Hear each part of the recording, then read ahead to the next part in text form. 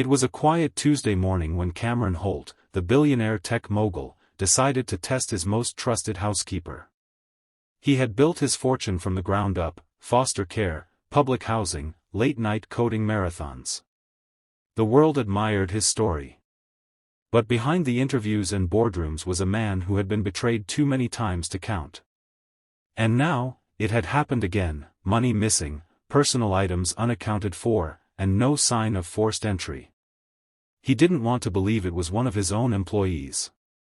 But trust, to Cameron, was currency, and it had been stolen from him too many times. Rather than confront the staff, Cameron devised a plan.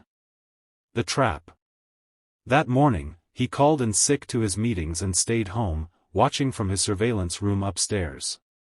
Then, he carefully left the large safe in his study unlocked, something he never did.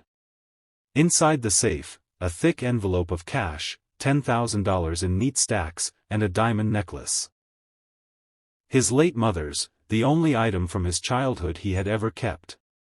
He checked the cameras.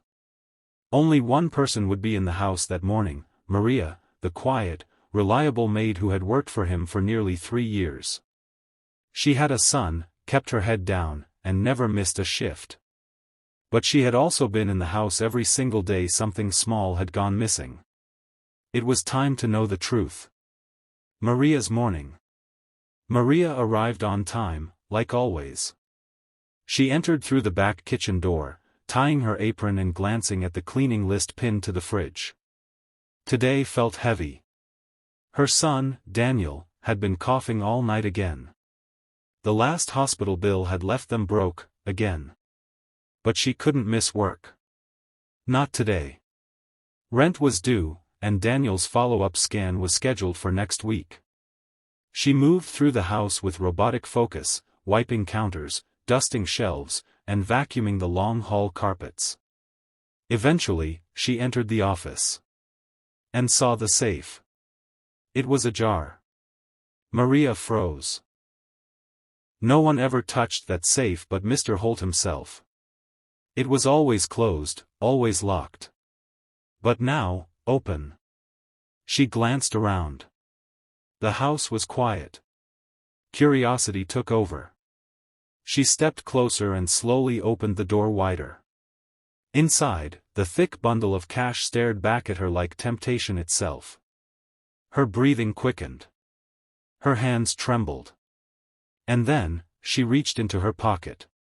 She pulled out a small, folded envelope. With shaking fingers, she placed it gently next to the cash.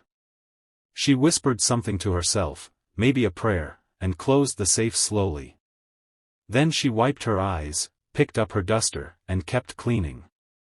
Upstairs, Cameron watched it all unfold. He had been expecting theft. What he witnessed instead shook him. He rushed down, heart pounding, confusion rising in his chest. Maria turned as he entered, startled. "Mr. Holt. I didn't know you were home." He didn't waste time. "What did you just put in the safe?"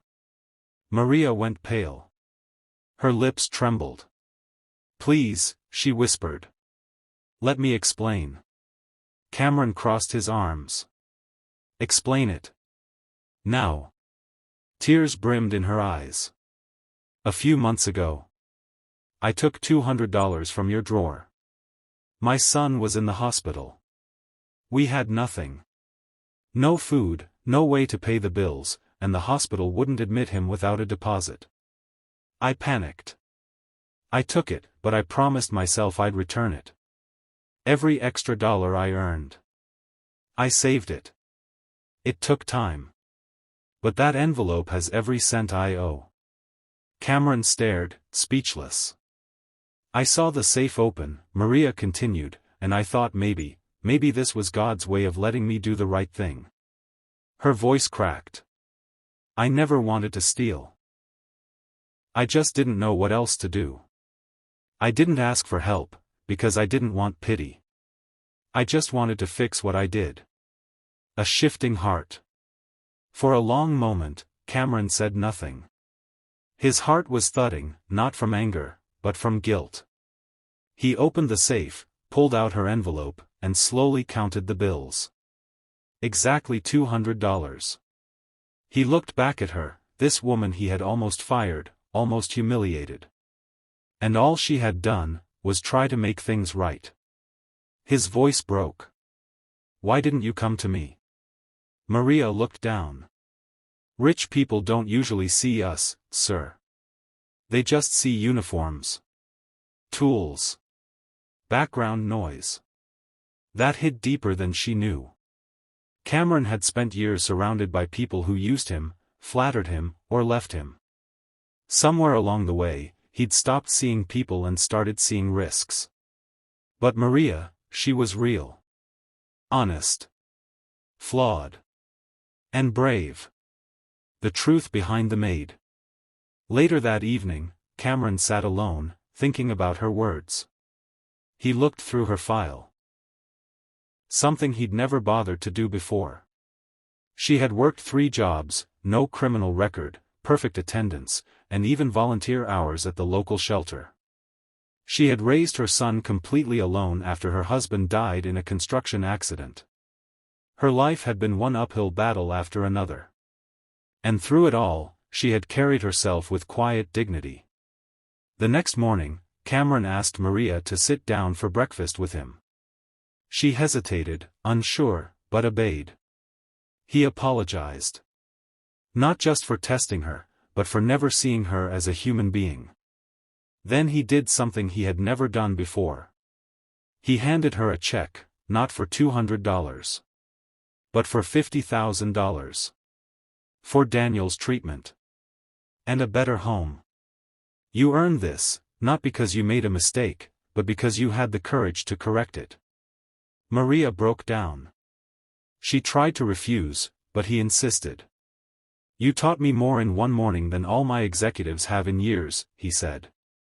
Epilogue. Today, Maria owns her own home, and Daniel is healthy, thriving, and in college. Cameron started a fund in his mother's name to support working single parents in the city. And he tells this story often, not as a tale of generosity, but as a reminder. That sometimes, the people we overlook carry the deepest integrity. And sometimes, the ones we're testing, are the ones sent to teach us. Final message. True character isn't revealed in moments of comfort, it's revealed in moments of quiet, unseen choices.